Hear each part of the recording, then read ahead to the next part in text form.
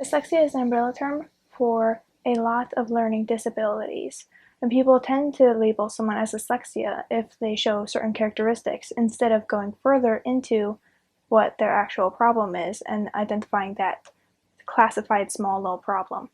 So use the broad term of dyslexia instead of going into details about whether or not they have a language processing issue or a spelling issue. So dyslexia to me is when your brain crisscrosses and rewires letters and numbers that you see to fit other patterns that exist. So oftentimes you'll look at a word and not be able to quite decipher it. So then you will cycle through all possible words and put something that fits in the spot. Sometimes that is the right word, and sometimes it is a better word than even the original author wanted. But it's often when your brain mismatches the letters that are there with what you actually think is on the paper.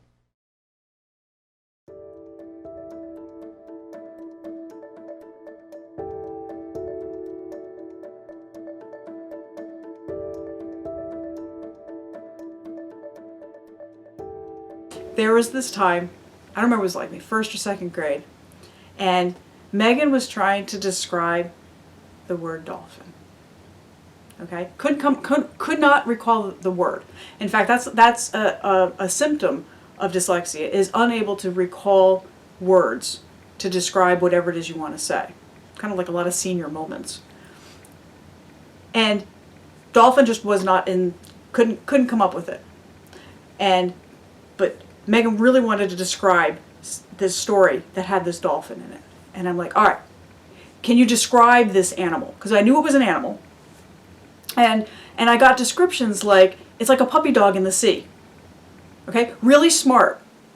Puppy dog in the sea. Nope, still not getting it.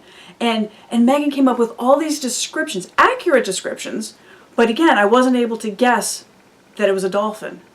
And the frustration set in. And then screaming, grabbing a piece of paper, drawing this picture, and it was amazing, this picture. It had waves, it had this dolphin jumping out of the waves, and I was like, oh, a dolphin! Yes, a dolphin! So we had the joys of success when we finally were able to communicate.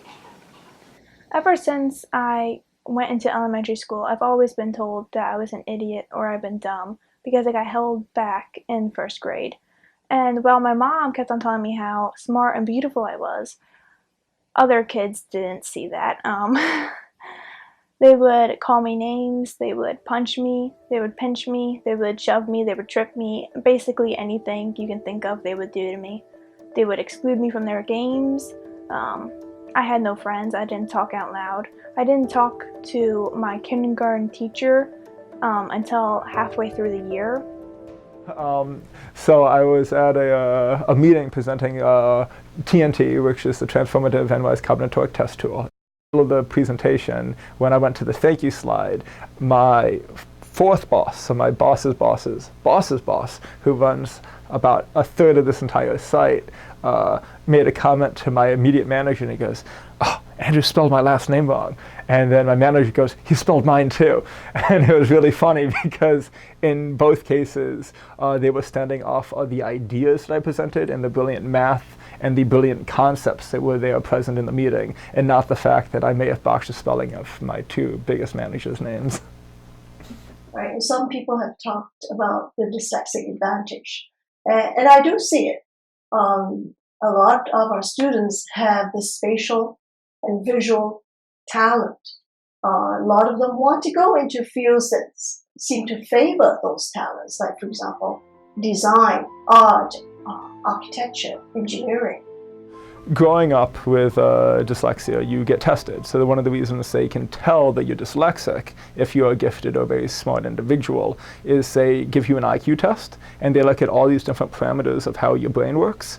And if you perform at one level for all the tests, but in one area are subsufficient, and therefore much lower scoring, that normally shows signs of a learning disability. Because across the board, you should be performing at one level, and in this certain category, you are much lower. And it was ironic because when I was taking the IQ test, the guidance counselor at the time, who shouldn't have, was informing me when the answers I gave him were correct or incorrect, which is not quite recommended, but helped a lot in this case. Being someone who loves math, he gave me a problem where I had a fraction, and you should never have a square root in the denominator. So I resolved it to have the square root in the numerator, and he said the answer was incorrect. And I said, well, what about this, the incorrect variant that was quicker to solve? And he goes, yes, that was the answer. And I was flabbergasted, because that was completely incorrect mathematics. And I actually wrote a letter to the IQ test, and they wrote back saying that I'd found a bug that had existed since the 70s, and was able to actually prove that the IQ test was wrong. And based on just interesting little things about how our brains work and how it's different. And we're really no different than anyone else. It's just your brain works differently, but as a person and how you interact, you're still just people. So, if a student is struggling with reading or academics, then other things get affected psychologically, self-esteem, negative behaviors, avoidance behaviors. And that's why when you look at the literature, this is really a very urgent problem to resolve for everyone affected. It is pretty grim when you look at the stats, when you look at how dyslexia co-occurs with anxiety, depression, and all the way down to, say, dropping out of school. And then when we look at the criminal justice literature, you find that lack of literacy is considered a major source of crime. And when you look at the stats for incarceration, 50% of prison inmates cannot read or write. So this is really a very urgent problem, but in many cases, it's an invisible one. Dyslexia. A person without dyslexia only uses one side of the brain at a time, while a person with dyslexia uses both sides of the brain at the same time. Therefore, the time it takes to do a task or to recall a word and those symptoms of dyslexia come into occurrence. But a dyslexic mind can do so much more, and once they get past that barrier of it's going to take some time and there's going to be a delay process, then they can go far beyond, because they can use both sides of their brain when a non-dyslexic person only uses one side at a time. So that's double the creativity, double the efficiency, double the amazingness that a dyslexic person can be and can bring into their work, to their creativeness, to their school, anything. It's amazing. When we finally got the diagnosis of dyslexia, went through this whole neuropsych test, which also did intelligence, the IQ, and Megan's IQ is over 120, which is brilliant. So imagine being brilliant, knowing you're brilliant, and being held back in school and watching all of your friends go a grade ahead. That does quite a number to a person's self-esteem and psyche. When me and the group of dysfunctional children, the ones with anger management and OCD and that type of stuff, would always go to resource room, the other kids in the class would see us as insane students who had to be taken away from the normal kids. We thought of it as a prison where we would be held prisoner by our own disabilities. And speaking for a dyslexic person becomes difficult because words can just be elusive. They just flit out of the mind, or you can't quite grasp what the word is. Forming sounds can be a struggle, so the speech itself can be garbled, because a dyslexic mind hasn't really stored the sounds of the language in order to be able to process them effectively. Reading is slowed down because it takes so long to decode the words, because frustration sets in because no one understands them. They can't do what their peers do, and they start to feel like they're stupid.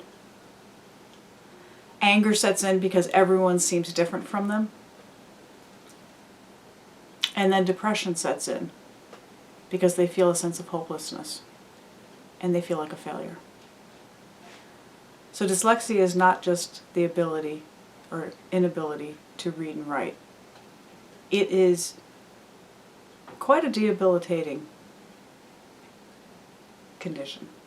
Some of the misconceptions about dyslexia are that people aren't bright, or that they don't understand what's going on, that they often aren't quite sure, or when you ask them questions and they answer back with like a slightly different answer because of how they interpreted the question or the work. That is something that is a big misconception. That it doesn't mean they're not smart, it's more that their brain just interpolates the info differently. When I was in 4th grade, I know I was doing an assignment. I actually don't remember this, but my mom has told the story.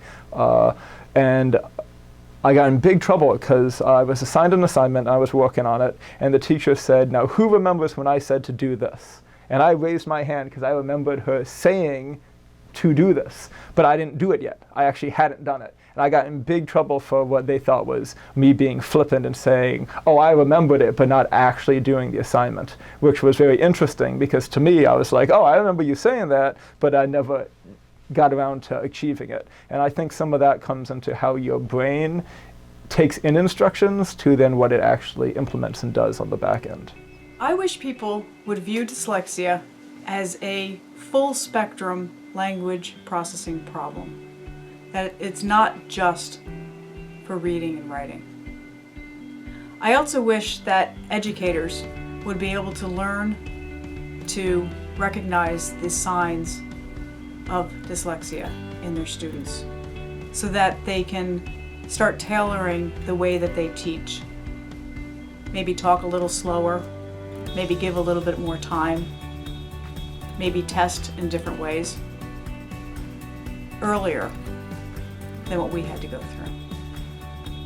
I wish people viewed dyslexia as another skill or trait that sets all of us uniquely different people apart, so that you would look at someone with dyslexia and use them to their fullest of their skill set based on how their unique mind works.